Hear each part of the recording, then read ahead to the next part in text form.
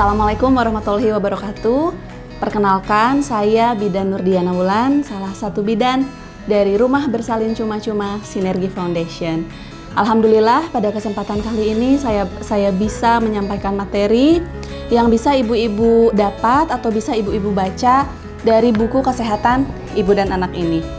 Saya pada kesempatan kali ini akan memaparkan materi seputar tanda bahaya pada kehamilan. Tanda bahaya pada kehamilan ini adalah di mana ibu-ibu menunjukkan gejala sesuatu yang harus dibawa ke puskesmas atau rumah sakit atau dokter dan bidan terdekat. Tanda yang pertama adalah ketika ibu hamil muntah terus-menerus dan tidak mau makan. Ini menjadi berbahaya karena yang pertama bisa mengakibatkan dehidrasi untuk ibu hamil, kemudian bisa juga mengakibatkan malnutrisi untuk ibu hamil, juga akan berakibat buruk pada ibu dan janin. Muntah terus-menerus dan tidak mau makan ini biasanya terjadi pada trimester 1 saat ibu baru beradaptasi terhadap kehamilannya, atau bisa juga dengan kondisi-kondisi lain seperti gangguan asam lambung atau gangguan lambung lainnya.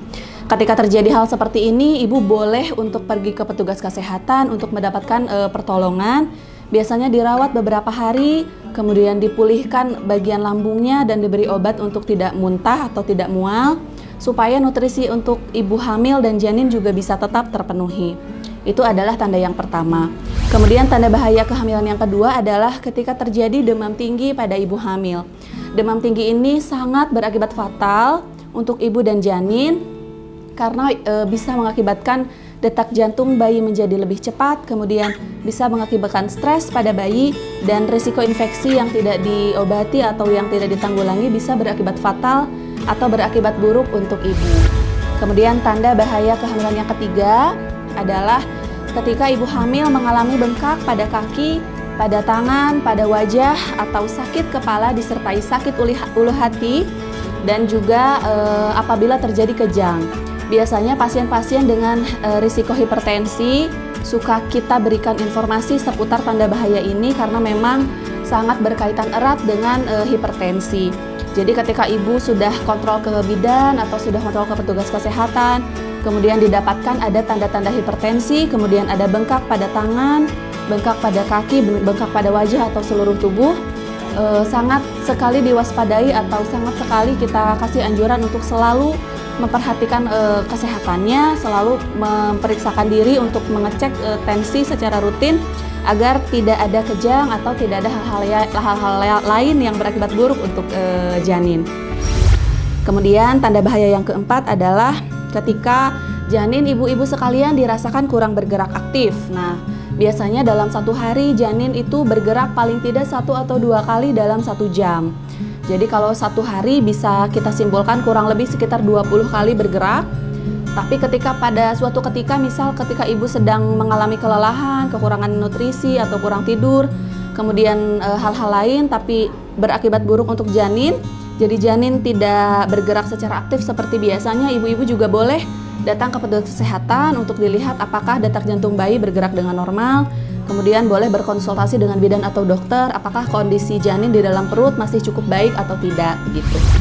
Kemudian tanda-tanda bahaya yang lain adalah ketika terjadi perdarahan pada hamil muda atau hamil tua. Ini juga sangat berakibat buruk untuk ibu dan janin. Biasanya perdarahan pada hamil muda ini terjadi kalau kita orang awam biasanya bilang abortus atau keguguran. Nah, risiko seperti ini juga sangat rawan sekali terjadi untuk kehamilan-kehamilan muda. Atau ketika sudah kehamilan memasuki trimester 2 atau trimester 3, ketika ada perdarahan pada jalan lahir, yang kita khawatirkan adalah ada risiko plasenta letak rendah atau plasenta menutupi seluruh bagian dari jalan lahir sehingga bayi tidak memungkinkan untuk lahir secara normal. Kemudian yang keenam adalah ketika air ketuban keluar sebelum waktunya. Idealnya air ketuban itu keluar saat menjelang persalinan. Tetapi jika sebelum 9 bulan air ketuban sudah keluar, biasanya ada sensasi seperti letupan balon meletus dan disertai dengan air yang banyak keluar dari jalan lahir dan tidak tertahan seperti kita bisa menahan BAK. Itu tanda-tanda air ketuban keluar. Ketika terjadi pengeluaran air ketuban sebelum waktunya atau sebelum 9 bulan, ibu-ibu boleh datang ke petugas kesehatan untuk memastikan apakah yang keluar itu memang betul-betul air ketuban dan apakah kondisi bayi cukup baik dan atau bisa dipertahankan kehamilannya atau tidak gitu. Kalau air ketuban keluar sebelum 9 bulan, misalnya di usia 7 atau 8 bulan, saat bayi tidak cukup untuk dilahirkan, biasanya untuk dirawat, biasanya ibu-ibu datang ke petugas kesehatan untuk dirawat mendapatkan suntikan pematangan paru untuk bayi sehingga bisa sehat bayinya saat memang harus terpaksa dilahirkan. Kemudian ketika memang sudah 9 bulan tapi air ketuban keluar tapi belum ada pembukaan, ini juga biasanya kita berikan obat-obatan anti-infeksi begitu supaya persalinannya bisa dipercepat untuk melahirkan bayi. Itu adalah 6 tanda bahaya pada kehamilan. Kemudian ada juga beberapa masalah lain pada kehamilan selain 6 tanda bahaya yang tadi. Salah satunya adalah ketika ibu batuk lama lebih dari 2 minggu. Ini menjadi buruk atau menjadi berakibat fatal untuk ibu dan bayi yang dikhawatirkan ada infeksi lebih lanjut.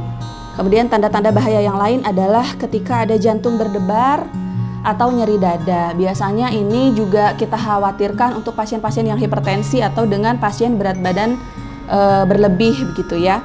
Ketika ada tanda-tanda jantung berdebar, kemudian ada tanda-tanda nyeri dada, sebaiknya datang ke petugas kesehatan untuk diperiksa tekanan darahnya, kemudian diperiksa juga irama jantungnya. Sehingga kalau terjadi hal-hal yang kami rasa harus dirujuk atau diperiksa ke petugas kesehatan lanjut, biasanya kita akan berikan rujukan.